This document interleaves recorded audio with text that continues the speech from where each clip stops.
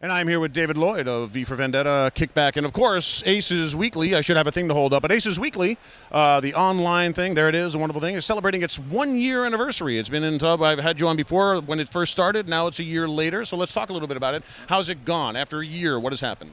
We're still around. That's all that matters. We're struggling, but we're getting a growing bunch of subscribers. And we also, as you can see at the convention right now, we're selling individual volumes of Aces Weekly through sketch cards. So people who come along to the show, they can buy a sketch card for cash, $10. That's a whole of one volume, and they get a collectible piece of art with it. And I do a sketch as well as a bonus. And it's a nice way of introducing people to something that.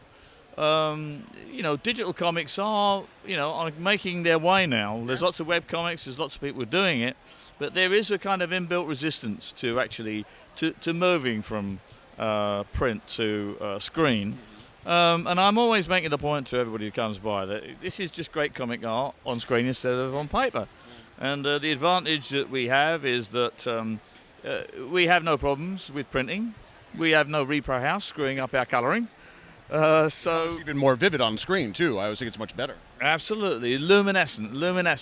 And one of the other selling points I try and push in when I'm telling people about this is that you can put it on your TV. I mean, TVs are internet ready now, and it looks fantastic big, too. Yeah. So, you can have it on your big plasma screen on the wall. There you go. Read your comics on the big screen. I love that. What a great idea. Exactly, yeah. I think it actually enhances the art of comics so much, Yeah.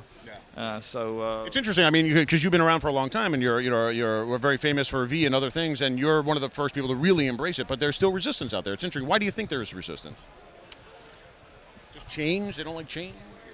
I think, look at the history of comics. It goes way, way back.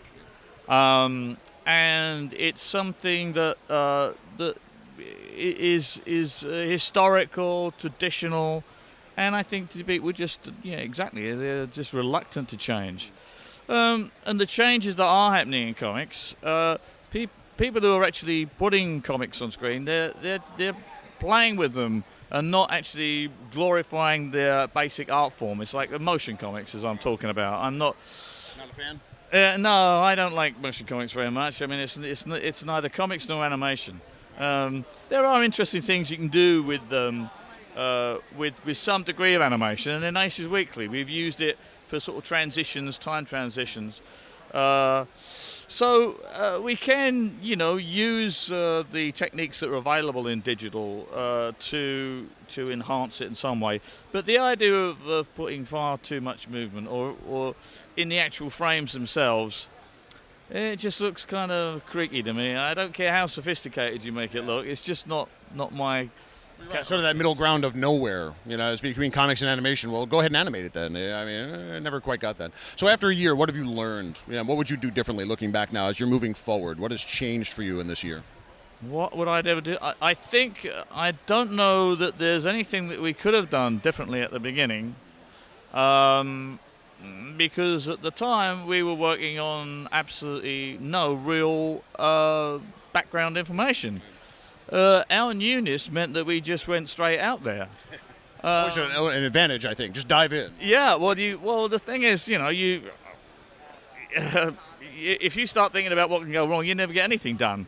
I mean, that's the essence of the new. The essence of the new is that you take a step into the dark, and we were using everything that we thought would work at the time.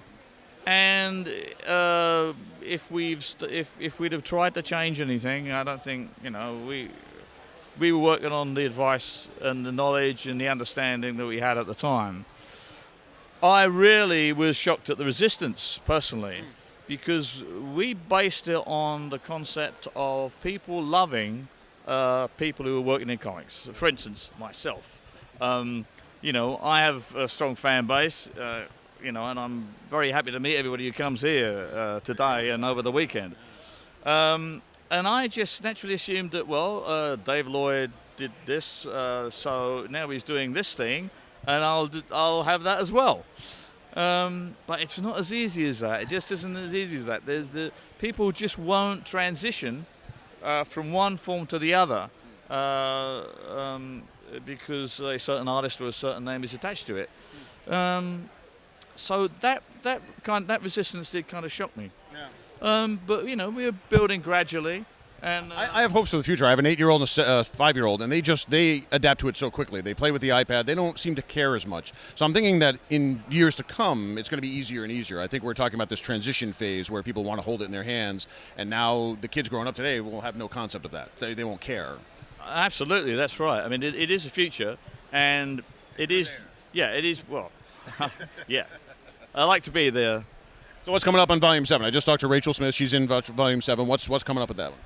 Volume 7's got Clara's Shadow, and actually also in Volume 7 we're doing something we haven't done before. We're actually collaborating with a rock band. Oh, really? Yeah, called the Fearless Vampire Killers. They're becoming very popular in England. In fact, they're touring Seattle. They're doing a tour in UK and they're doing a tour in Seattle directly afterwards. And one of the band is a writer, and he's written this story called Erica's Vein. It's kind of steampunk epic, and we found an artist for it. So. That's something new. That's something that it's good synergy though. Like new band, younger people, the whole thing. I think that absolutely, and that's working out. That's starting on the 14th of October too. So well, it's been a year. I'm so glad you're still here doing it. Thank you very much for your time, sir. Thank you very much. Thank you very much.